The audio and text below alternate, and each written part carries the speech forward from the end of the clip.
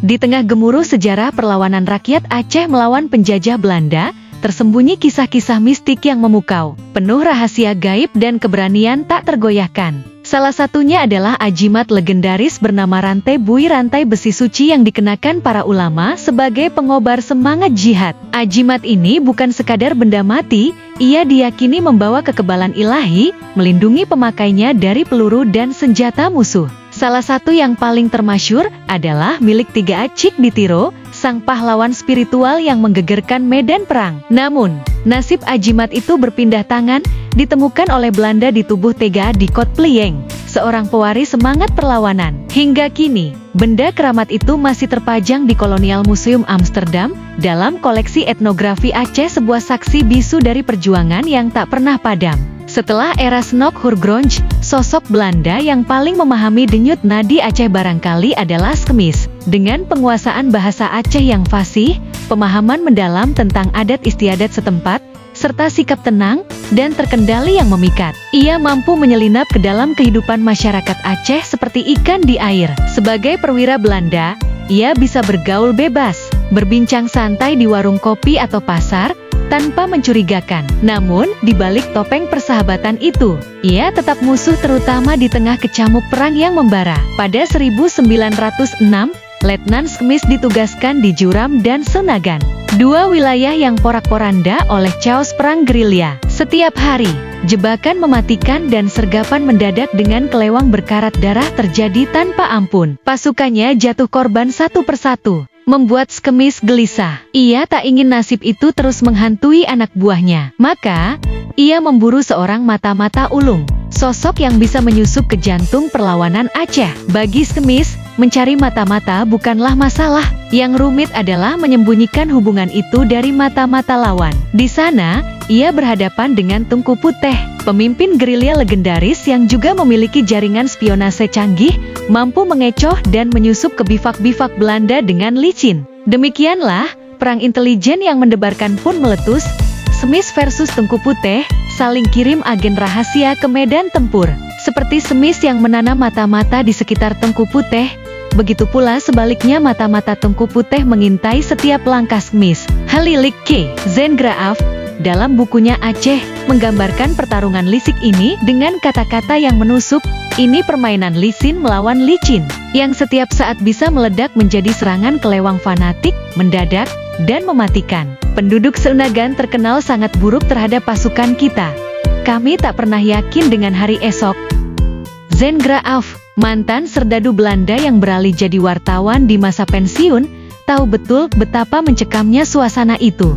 Di antara para mata-mata Tengku Puteh, ada seorang pedagang licik yang membuka toko kecil di Keude Senagan, pasar ramai yang penuh bisik-bisik rahasia. Zengraaf menyebutnya badut lihai, yang sesekali mendatangi Skemis hanya untuk basa-basi ngobrol santai. Padahal, di balik senyum ramah itu, ia menggali informasi berharga untuk disampaikan pada Tengku Puteh. Suatu hari, angin baik berhembus, Skemis menerima laporan krusial dari mata-matanya sendiri. Ia segera menelaahnya dengan cermat, mata tajam penuh perhitungan. Saat itu pula, si pedagang dari Keude datang, tak lain adalah agen Tengku Puteh. Skemis, dengan tenang, membawa keduanya ke ruangan tertutup. Mata-matanya mulai menceritakan rencana serangan mendadak terhadap gerilyawan Aceh. Si pedagang mendengar dengan telinga waspada, tapi Skemis sudah curiga. Saat pedagang itu membongkar rencana Skemis membalikan informasi untuk menggagalkan serangan, identitasnya terbongkar. Esok harinya, ia ditangkap, mengakhiri permainan kucing-kucingan itu. Skemis dan Tengku Puteh tak hanya bersaing dalam spionase. Keduanya konon memiliki kekuatan mistik yang sama-sama legendaris. Menurut Zengraaf, Skemis adalah putra Aceh asli yang sejak kecil diasuh dan dididik Belanda hingga ke negeri kincir angin, menjadikannya orang Belanda tulen yang paham betul seluk-beluk tanah kelahirannya. Kekuatan gaib Skemis dibisikkan oleh Kut Fatimah, janda Tengku keumangan pemimpin perlawanan gigih di Juram. Skemis termasuk segelintir orang yang memiliki rantai bui, membuatnya kebal senjata.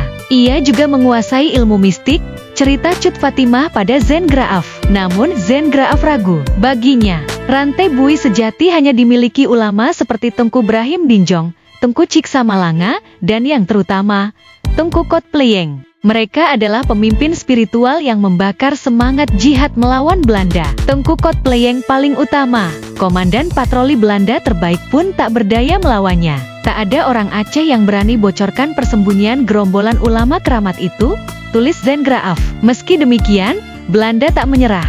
Juni 1904, Kapten Stup memimpin pasukan menyusuri dua aliran sungai Gela ke Ulabo, menemukan jejak Tengku Kot Pleyeng. Sergapan dilancarkan, tapi ulama itu lolos dari lubang jarum, meninggalkan Al-Quran suci dan jimat stempelnya warisan dari Tengku Cik Ditiro. Tanpa jimat itu, Tengku Kot Pleyeng akhirnya jatuh. Patroli Letnan Terwop menyergapnya.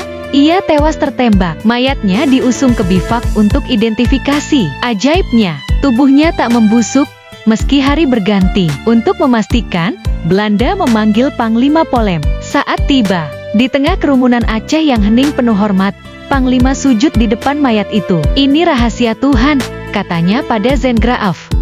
Panglima Polem lalu melepaskan rantai bui dari tubuh Tengku Kot Pleyeng, menawarkannya pada Van Dalen. Perwira itu menolak.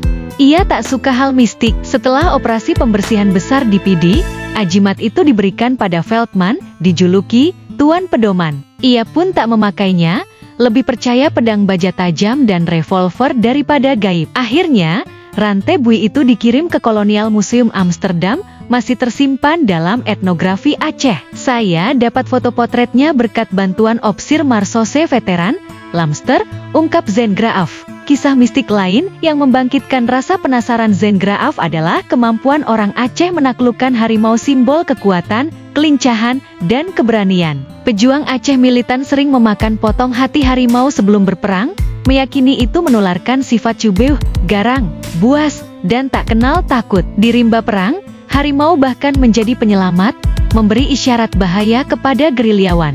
Setiap kelompok pejuang selalu menyertakan 1-2 pawang rimuang penjinak harimau yang ahli. Zen Graaf, mantan serdadu perang Aceh, mengakui sikap harimau yang menghindar dari gerombolan manusia di hutan dipandang sebagai kewaspadaan lihai oleh orang Aceh. Harimau punya arti sakral. Kuburan tokoh keramat dijaga binatang buas itu atas kuasa gaib. Di dekat makam Tengku Kot Bada di Gelumpang Payong, Pidi tak jauh dari pertemuan Krueng Gumpang dan Krueng Tangsa. Harimau hitam dan putih bergantian muncul saat senja atau setelah maghrib.